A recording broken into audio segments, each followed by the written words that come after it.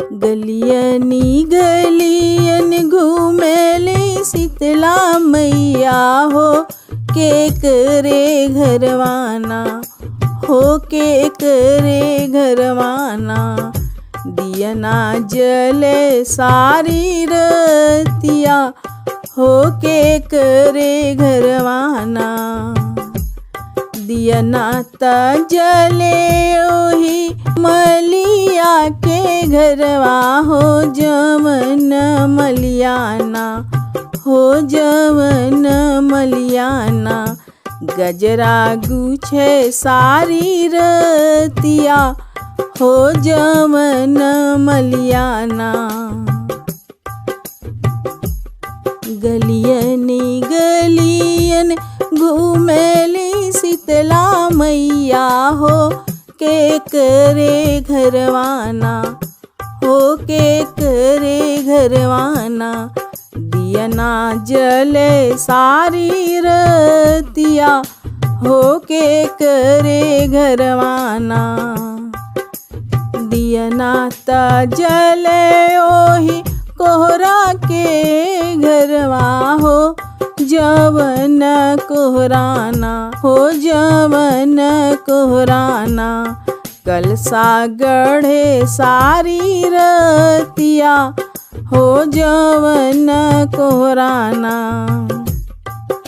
गलियनी गलियन घूमेली शीतला मैया हो के करे घरवाना, हो के करे घरवाना। दियना जले सारी रतिया हो के करे घरवाना, हो के करे घरवाना। दियना त जले ओही कहरा के घरवा हो जवन कहराना, हो जवन कहराना। घड़िला भरे सारी रतिया हो जवन कहराना। गलियनी गलियन घूमेली दुर्गा मैया हो के करे घरवाना, हो के करे घरवाना। दियना जले सारी रतिया हो के करे घरवाना। दियना त जले ओही पंडित के घरवा हो जवन पंडितना, हो जवन पंडितना। पोथिया बाचे सारी रतिया हो जवन पंडितना। गलियनी गलियन घूमेली शीतला मैया हो के करे घरवाना, हो के करे घरवाना। दियना जले सारी रतिया हो के करे घरवाना। दियना त जले ओही सोनरा के घरवा हो जवन सोनराना, हो जवन सोनराना। नथिया टीका सारी रतिया हो जवन सोनराना, हो जवन सोनराना। गलियनी गलियन घूमेली शीतला मैया हो के करे घरवाना, हो के करे घरवाना। दियना जले सारी रतिया हो के करे घरवाना, हो के करे घरवाना। दियना त जले ओही सेवका के घरवा हो जवन सेवकाना, हो जवन सेवकाना। बिनती करे सारी रतिया हो जवन सेवकाना।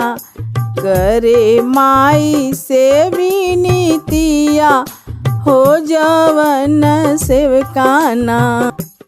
गलियनी गलियन घूमेली शीतला मैया होके करे घरवाना, होके करे घरवाना।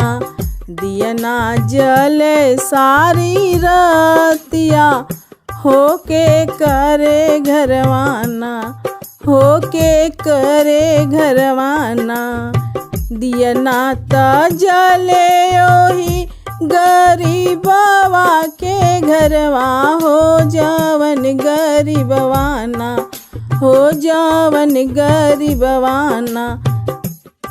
करे माई का भजनिया सारी रतिया हो, करे माई का भजनिया सारी रतिया हो।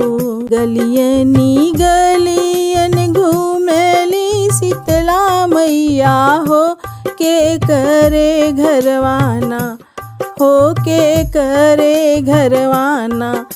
दियना जले सारी रतिया होके करे घरवाना, होके करे घरवाना।